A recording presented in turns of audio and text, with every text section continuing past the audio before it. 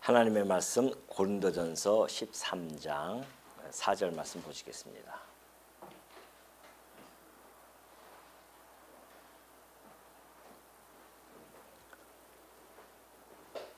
고린도전서 13장 4절입니다.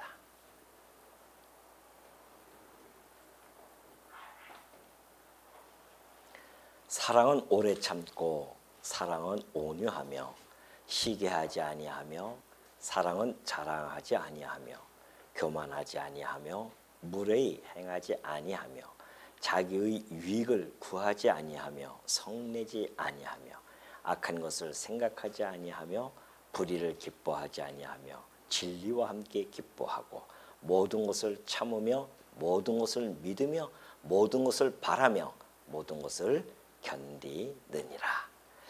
7절까지 봉독해 드렸습니다. 우리 지난 시간에 이어서요, 계속해서 우리 사랑의 특성에 대해서 하나하나 살펴보고자 합니다.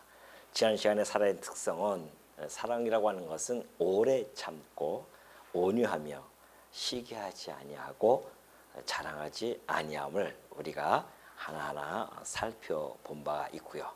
오늘 4장 마지막 후반절에 교만하지 아니하며부터 시작해서 7절까지 한번 살펴보도록 하겠습니다. 이 교만이라고 하는 것은 우리 인간들이 자기가 가지고 있는 어떠한 지식 또는 소유 이런 것을 의존해 가지고서는 남을 비교합니다. 그리고 그것으로 자기를 높이려고 하죠. 우리가 남이 잘 모르는 지식을 알고 있으면은 그거 가지고 얼마나 우리가 교만을 떠는지 모릅니다. 이미 우리는 한 차례 다 경험을 해봤습니다.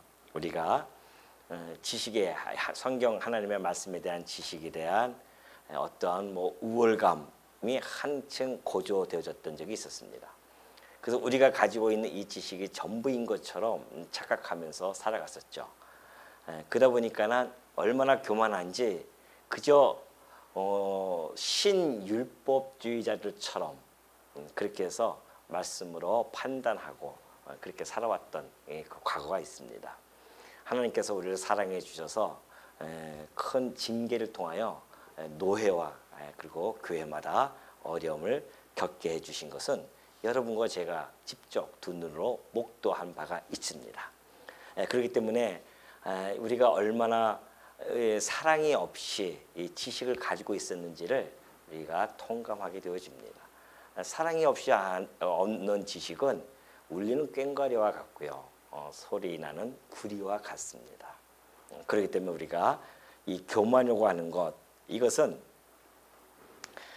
여전히 우리가 가지고 있는 것이 내가 남보다 좀 낫다, 이러한 비교 의식부터 나타나는 것이죠. 비교 의식으로부터 나타난다는 겁니다. 그래서 소유도 마찬가지입니다. 내가 가지고 있는 소유물들, 혹 재물이 있거나 혹 어떤 명예가 있으면은 그것을 남을 비교하는 겁니다. 그래서 그것으로 자기를 아주 높이려고 하는 거죠. 이 교만이 이 교회 안에 만약에 들어오게 되어지면 사랑의 특성이 무너져 버렸잖아요. 사람마다 교만해지면은 교회가 분란을 일으킬 수밖에 없습니다. 전형적인 교회가 고린도 교회였습니다. 세상에서 이름도 없고 별 볼 일 없는, 세상에서 천대받고 했던 사람들을 하나님이 크신 능력과 은혜로 불러주셨습니다.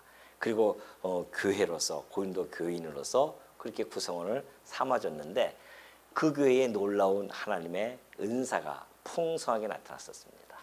이것이 자기네 것인 줄 알고 서로 비교하며 교만을 떨면서 내 은사가 너보다 훨씬 나아, 이러한 교만 속에서 교회가 하다 보니까 어떻게 됩니까? 분쟁이 일어날 수밖에 없죠. 교만과 교만이 부딪히는데 어떻게 그것이 분쟁이 안 일어날 수 있겠습니까? 그렇기 때문에 서로 내가 가지고 있는 것이 훨씬 낫다고 그러한 의식 자체가 교회에서 들어오면은 교회는 엄청 어려워집니다. 우리가 언제부터 재물을 가지고 있다고요? 언제부터 우리가 무슨 남보다 뛰어난 것이 있다고 그걸 가지고서는 교회 내에서도 그것을 자랑하고 내가 너희들 같은 사람하고 같이 있을 사람은 아니야, 라고 하는 착각 속에서 살아갈 때가 많이 있단 말이죠. 그래서 교회마다 하나의 정말 있으면 안 될 어떤 카르텔들이 하나씩 다 형성돼 있어요. 그래서 자기네들의 끼리끼리의 모임이 가지고서는 오만방자한 그런 모습이 사실 얼마나 많이 나타나는지 모릅니다. 이건 진정한 교회의 모습이 아닙니다. 그곳에는 사단이 지금 침투해서 그 교회를 회책하고 분열시키고자 하는, 넘어뜨리고자 하는 그러한 것이 지금 작동되기 때문에 그런 것이죠. 우리는 이제 이런 것을 하나씩 공부하면서 또 우리의 경험을 통해서 다시 한번 뒤돌아봐야 됩니다. 우리가 교만이라고 하는 것이 얼마나 이것이 교회를 무너뜨리는 그런 암적인 그런 요소인 줄을 우리는 잘 알 수가 있습니다. 바울이 고린도전서 4장 6절 우리가 살펴본 바가 있죠. 앞에서도 봤듯이 형제들아 내가 너희를 위하여 이 일에 나와 아볼로를 들어서 본을 보였다는 겁니다. 이는 너희로 하여금 기록된 말씀 밖으로 넘어가지 말라 하는 것을 우리에게서 배워 서로 대적하여 교만한 마음을 가지지 말라고 하는 겁니다. 대적하는 마음은 교만한 마음이 바탕이 되어진 거거든요. 교만하니까 서로 대적을 한단 말입니다. 그런데 나와 이 바울과 아볼로는 서로 대적하고 교만한 마음을 갖지 않았단 말이죠. 그걸 본을 보여줬는데도 불구하고 고린도 교회는 오히려 아주 정말 그 훌륭한 바울과 아볼로라고 하는 이 목회자를 모셨음에도 불구하고 그들에게 그렇게 본을 보였음에도 불구하고 그들은 여전히 대적하고 교만한 마음을 가졌습니다. 그렇기 때문에 이런 것들은 고린도 이 전서를 읽으면서 우리들이 깊이 이것들을 사색해야 되고요. 또 고찰해야 됩니다. 그래서 이 교회가 어떤 상황에 처해졌을 때의 어려움을 겪는지를 바울이 지금 하나하나 잘 보여주고 있죠. 사실 이 교회는 우리 교회의 주인은 그리스도예요. 그리스도께서 이 교회를 어디 위에다 세웠는지 여러분 잘 아실 것입니다. 자, 사랑이라고 하는 바탕 위에 세웠습니다.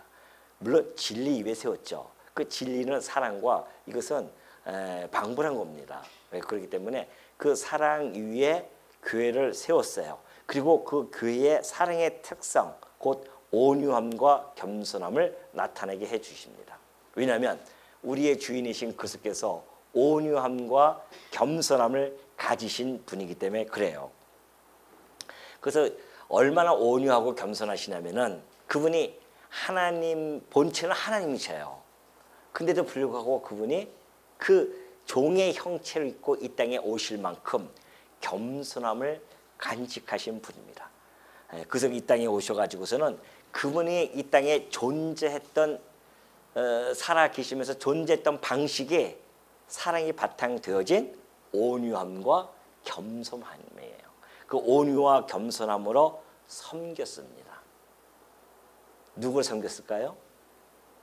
만왕의 이 세상의 군왕들을 섬겼을까요? 아니에요. 죄인들을 섬겼다는 겁니다. 죄인들을 섬겼다고 하는 것처럼 이거 얼마나 이게 온유함과 겸손함이 함께 그 안에 포함되어져 있는 건지 모르죠.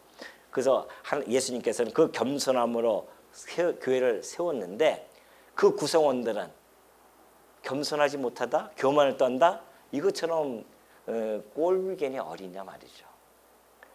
죄인인 우리들 섬기러 오셔가지고서는 당신의 온유함을 나타내 주셨고 겸손함으로 교회의 구성원이 되게 해주셨는데 그러한 자들이 죄인 되어졌던 자들이 와가지고는 이제는 자기가 뭔가 꽤 의로운 사람처럼 행동을 취한다면은 그것도 어떤 긍정적인 의로움, 정말 하나님 앞에서 의롭게 살려고 애쓰는 그런 것이 아니라 내가 잘난 것처럼 그래서 너보다 내가 나라고 하는 비교 의식 속에서 교만을 떤다, 이것처럼 정말 그리스도 앞에서 뭐라고 해야 될지 모르겠네. 진짜 꼴불견뿐이 생각이 안 나네. 그 단어뿐이. 저 꼴불견입니다. 그런 모습을 우리가 혹 나타냈다고 한다면 우리는 정말 회개하고 우리의 주인이신 그리스도께서 나를 섬길 때에 어떠한 상태에서 나를 섬겼는지, 만왕의 왕이셨고 하나님의 아들로서 나를 섬겼다고 하는 것은 우리에게 깊은 생각을 하게 해주시는 내용이 아닐 수 없죠. 그래서 예수님께서 오셔서 하신 말씀입니다. 마태복음 11장 29절을 보니까요. 나는 마음이 온유하고 겸손하니 나의 멍에를 메고 내게 배우라는 겁니다. 성도들은요. 끊임없이 그리스도 앞에 가서 뭘 배워요? 온유함과 겸손함을 배워야 됩니다. 십자가 앞에 가면 우리는 다 자동적으로 우리는 배울 수가 있어요. 십자가 앞에 가면 그리스도의 온유함과 겸손함이 그 십자가에 너무나 잘 표현되어 있기 때문에 그래야 우리 마음이 쉼을 얻습니다. 교만 있던 사람들 마음에 쉼이 있을까요? 아니에요. 늘 불편해 있어요. 교만을 떨고 싶은데 능력은 안 되고 그러니까 늘 뭔가 불만과 불평을 가지고 있단 말입니다. 그러니까 뭐야? 마음에 평안을 잃어버리는 거죠. 그러나 그리스도 앞에 가서 온유함과 겸손함으로 그리스도를 배우게 되어지면요. 우리 마음이 쉼을 얻습니다. 부드러운 마음 그리고 겸손하니 어떻게 우리의 마음속에 그렇게 쉼을 얻지 않을 수 있겠냐 말이죠. 그러면서 다음에 나타나는 것이 5절에 무례히 행하지 아니하는 겁니다. 교회는 사랑으로 세워진 그 교회는 무례히 행하면 안 돼요. 무례히 한다는 것은 공정치 않게 행동을 취함으로써 다른 사람을 부당하게 대우하는 것을 뜻합니다. 하나님의 이 사랑은요, 우리들로 하여금 사람들에 대한 우리의 자세를 다시 한번 새로이 고찰하게 합니다. 사람을 어떻게 우리가 대해야 되는가. 하나님의 사랑을 우리로 하여금 그런 걸 깊이 생각하게 하십니다. 왜? 하나님이 우리에게 베푸신 사랑을 보면 알 수가 있어요. 우리 주님이 하나님의 아들로 이 땅에 오셨던 우리 주님께서 바로 그러한 무례히 행치 아니하는 그러한 모습을 너무나 잘 보여줬습니다. 그때 당시 세리들은요 매국노와 같습니다. 왜냐하면 세리들이 세금을 걷어서 로마에다가 내거든요. 그러면 그 세리들이 이 로마에서 너 1,000원 이번 달 할당량이 1,000원이야 그렇게 얘기하면은 세리들이 1,500원을 걷어요. 그래서 1,000원만 내고 500원 자기가 취한단 말입니다. 그러니까는 매국노소를 듣는 거였었어요. 그래서 죄인처럼 취급을 했었습니다. 그런데 예수님이 오셔가지고서는 그 세리였던 마태나 세리장이었던 삭개오에게 행했던 모습을 보십시오. 그 둘뿐만이 아닙니다. 현장에서 가늠하다 잡힌 여인에게 대하는 그 예수님의 모습 생각을 해보십시오. 뿐만이 아닙니다. 남편 5명을 두고 지금 있는 남편도 남편이 아니었던 그 수가성 여인. 그 수가성 여인은 그 동네에서 얼마나 천대를 받는지 모릅니다. 멸시를 받는지 몰라요. 그런데 그 수가성을 향한 그리스도의 그 자세를 곰곰이 생각하는 밤이 되어졌으면 좋겠습니다. 지극히 작은 어린아이에 대하는 모습, 병든 자 하나하나를 그 대하시는 모습 속에서 우리 주님은 단 한 번도 그들을 향해서 무례함이나 어떠한 천대나 멸시, 외면, 무시 이런 거 절대 보이지 않으셨습니다. 오히려 그 영혼들을 천하보다 귀하게 여기셨어요. 그리고 그들을 얼마나 존귀히 귀중히 여기셨는지 모릅니다. 말 한마디 한마디 그들에게 힘을 넣어주고 그들을 붙들어주고 그렇게 무례하지 않았다는 겁니다. 이것이 우리 교회 사랑의 특성 중에 아주 중요한 겁니다. 교회 내에서 우리가 이렇게 보면은 때로는 그런 경우가 참 많이 있거든요. 나도 모르게 무례히 행하는 경우가 있어요.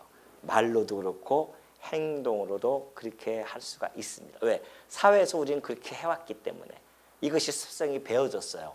교회 안에서도 자기도 모르게 그렇게 행하면서도 그것이 잘못된 것인지를 사실 몰라요. 습관이 되어져 있었으니까.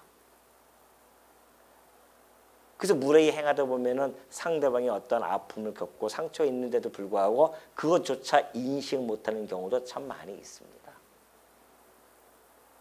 오늘 우리는 예수 그리스도를 주인으로 삼고 우리가 그분의 종이에요. 종으로서 그분이 어떻게 그 밑에 세상에서 멸시받고 천대받는 자들을 어떻게 대했는지를 우리가 곰곰이 생각해야 됩니다. 우리가 그런 경우가 있어요. 세상에서는 그렇습니다. 나보다 위에 있는 잘났다고 생각하는 사람에게는 얼마나 공손한지 몰라요. 그렇죠? 공손하게 인사도 하고 공손하게 말도 하고 함부로 말도 못합니다. 그런데 자기 밑에 있다고 생각하는 사람들은 어떻게든지 한번 갑질하고 싶어 가지고서는 큰 소리 치고 그러죠. 그거는 세속의 이 세속주의입니다. 교회는 그런 세속주의가 침투하면 안 되는 곳입니다. 왜? 우리 주님이 세우신 교회이기 때문에 그래요. 무례히 행하지 않았던 우리 주님이 세우신 그 교회이기 때문에 우리가 이 교회 내에서 나도 모르게 무례히 행하는 것은 철저히 뒤돌아보고 회개해야 됩니다. 주일날 여러분들이 함께 모여서 하루 지냈으면은 집에 가셔서 까마득하게 잊어버리시는 것이 아니라 복기를 하셔야 돼요. 바둑을 두면 복기가 있는 게 있어요. 복기. 다시 한번 두면서 어떻게 뒀는지를 생각을 하는 겁니다. 이것이 우리가 되새기는 거거든요. 양처럼 소처럼 염소처럼 되새겨야 됩니다. 오늘 하루 내가 주일날 교회에서 우리 지체들에게 내가 어떻게 행동을 했는지, 내가 내 지체들에게 죽게 대하듯 했는지, 주는 이 죄인들을 그렇게 존귀하게 대해줬는데 나는 우리 지체들에게 죽게 대하듯 했는지 밤에 곰곰이 가서 생각을 하셔야 됩니다. 그리고 자기를 뒤돌아보고 또 깨닫고 또 깨달으셔야 돼요. 그래서 말 한마디, 정말 지체들에게 말 한마디, 행동거지 하나하나가 얼마나 정말 예의 있게 교회 안에 있는 그 예의, 그리스도께서 우리에게 베푸셨던 그 예의처럼 그 예의를 다해서 성도를 대했는지를 우리가 날마다 체킹을 해야 된다는 겁니다. 왜? 이 교회는 바로 그러한 교회이기 때문에 그래요. 사랑에 의해 세워진 교회이기 때문에 그렇습니다. 그걸 놓치시면 안 돼요. 그냥 세상에서 살던 습성대로 와가지고 교회생활을 한번 후딱 하고 갈고 그게 아니에요. 날마다 자기를 뒤돌아봐야 돼요. 내가 혹시 무슨 말 잘못한 건 없는가? 내 행동 때문에 어떤 성도가 혹시 다치지는 않았는가? 이런 거죠. 그리고 나서 또 있습니다. 자기의 유익을 구하지 아니한다고 합니다. 교회라는 것은 그런 겁니다. 자기의 유익을 구하지 않는다고 하는 것은 원어적으로 보면은 내 몫을 챙기지 않는다는 뜻입니다. 자기 몫을 챙기지 않는다는 것이죠. 제 몫을 챙기다고 하는 것은 뭡니까? 자기 권리를 주장한다는 겁니다. 교회는 자기 권리를 주장하는 곳이 아니에요. 세상은 자기 권리를 주장하죠. 그러나 이 교회는 절대 자기 권리를 주장하지 않습니다. 자기 권리를 주장하고 그 권리에 대하여 극대화되어지면요 반드시 다툼이 발생되어집니다. 우리 주님께서 자기 권리를 주장했나요? 아니에요. 오히려 그분은 자기의 모든 것을 다 버리셨습니다.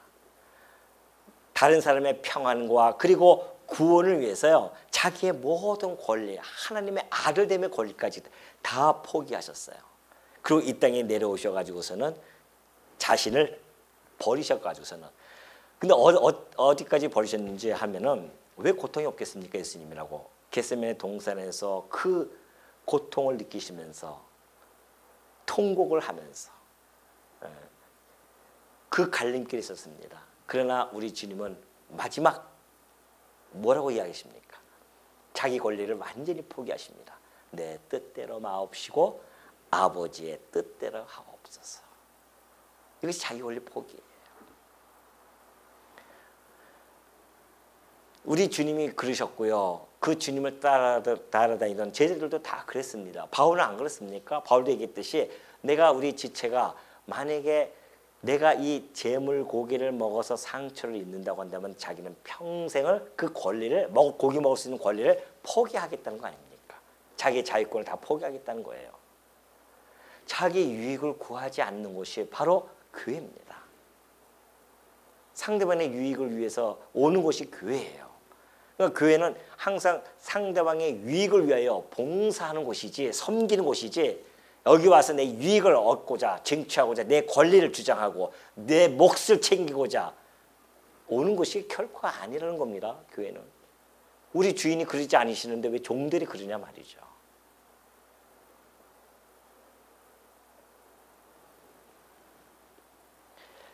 또 성내지 아니한다고 합니다. 성내지 아니하며, 성낸다고 하는 것은 다투는 겁니다. 다투어 가지고서는 다른 사람과 다툼으로 말미암아 스스로 제어하지 못해요. 격분해 가지고 막 화를 냅니다.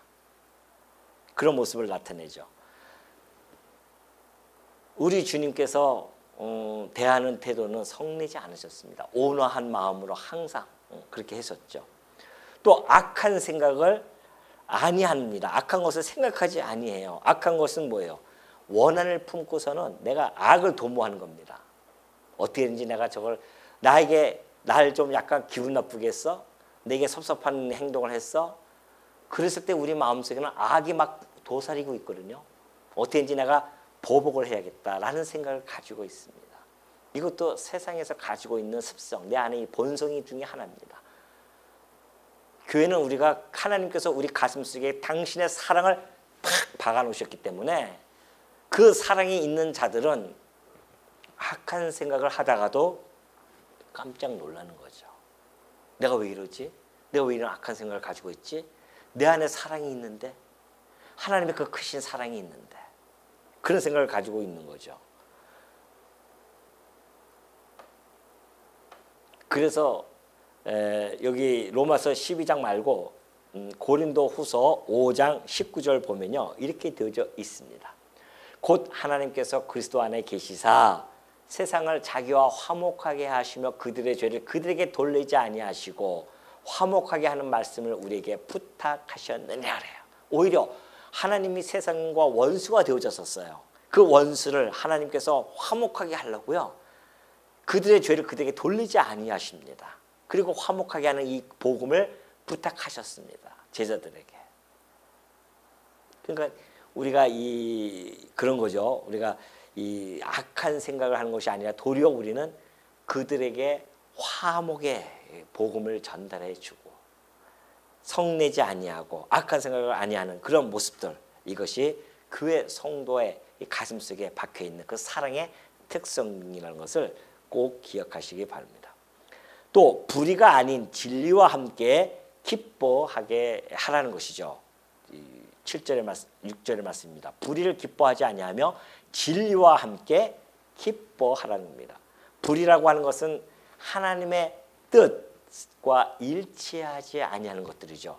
다시 말해서 하나님의 판단, 하나님의 이 규범, 이것과 일치하지 않은 거예요. 그래서 악에 공감하지 하는 것이 아니라 선에 공감을 하는 겁니다. 하나님의 선, 좋아하시는 것, 하나님이 싫어하는 악, 여기에 공감하지 아니하고 하나님이 좋아하시는 선에 공감을 하는 것, 이것이 진리와 함께 기뻐하는 모습이죠. 그래서 우리는 불의를 거부하고 대항하면서 진리를 향해서 마음을 열고 순종하는 것, 이것이 사랑의 참된 의미입니다. 이것이 사랑이에요. 그럼 진리는 뭡니까? 진리가 우리 그리스도 아니겠어요? 그 사랑, 우리가 사랑이 담겨져 있다고 하는 건 그리스도가 함께 있는 이야기고, 그러면 그리스도에게 순종하고 살아가는 것, 진리와 함께 기뻐하는 삶, 이것이 우리 성도들의 삶입니다. 세상은 오로지 쾌락을 쫓아서 살아가요. 성도는 진리를 쫓아서 살아가는 사람들입니다. 제가 육거리 시장에 한번 낮에 이렇게 일이 있어서 갔거든요. 근데 어떤 건물에서 뭐 쿵짝쿵짝 그래, 대낮에 쿵짝쿵짝 하는 소리가 들려요. 이게 무슨 소린가 하고 이렇게 올라다 봤더니만 뭐 콜라텍이라고 이렇게 적혀 있어요. 이 콜라텍이나 뭔지를 한 번도 안 가봤어. 내가 집에서 내가 콜라를 먹어봤어도 콜라텍은 내가 안 가봤거든요. 혹시 모르죠. 우리 성도님들 가시는 분이 혹시 있을지 모르겠지만은 안 가셨을 거예요. 콜라텍이라고 하는 것이 제가 안 가봤지만은 짐작해 음악 속에 막 들리고 하는 거 보니까 아마 콜라를 팔면서 거기서 뭐 춤추고 아마 그러는 것 같아요. 거기서 여가들 보내는 것 같습니다. 나이 드신 분들이 할 일이 없으니까 대낮부터 가서 그 콜라텍에서 좀 이렇게 뭐랄까 미팅도 좀 하고 그런 것 같아요. 육신의 쾌락, 나머지 이제 얼마 남지 않은 삶을 육신의 쾌락에 그냥 끝까지 가고 싶은 거 아니겠습니까? 그런 우리 이 성도들은 사랑이 있는 우리 그리스도의 사랑이 품어져 있는 성도들은 그러한 것의 그 재미보다는 그리스도 이 진리 안에서 함께 누리는 이 기쁨이 더 큰 겁니다. 그러니까 이걸 하기 싫은 거예요. 그쪽은. 이게 더 좋잖아요. 여러분 콜라텍이 재밌습니까? 교회 와서 이 말씀 듣는 것이 재밌겠습니까? 물어보면 많아죠. 주일날 오전에 와서 남들은 다 뭐 콜라텍 가고 막 놀러 가고 막 그런 쾌락을 누리러 가는데 우리는 이 창고 같은 곳에 모여서서 그 말씀을 듣고 기뻐하고 즐거워하고 지체들과 함께 밥을 해서 나눠 먹고 서로 교제를 나누고 이것이 좋으니까는 주일날 일주일에 한 번 쉬는 그 시간을 가장 소중한 곳에 투자하고 우리가 살아가는 거 아니겠습니까? 이것이 진리와 함께 기뻐하는 삶이란 말입니다. 왜? 내 안에 사랑이 있으니까.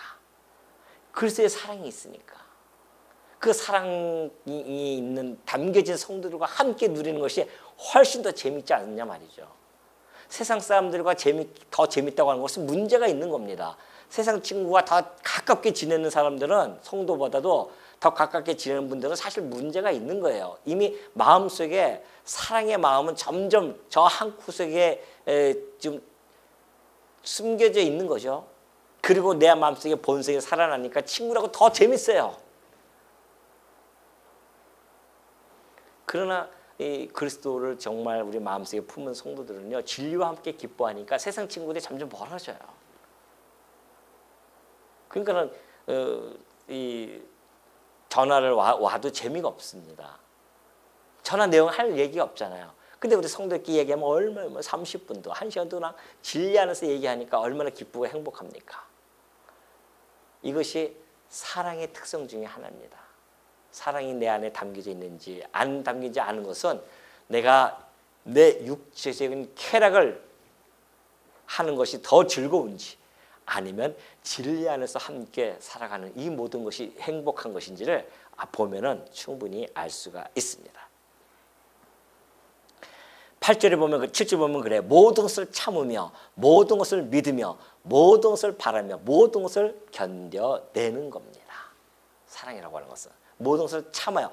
여기 참는다고 하는 원어적인 해석은요, 덮는다는 뜻이에요.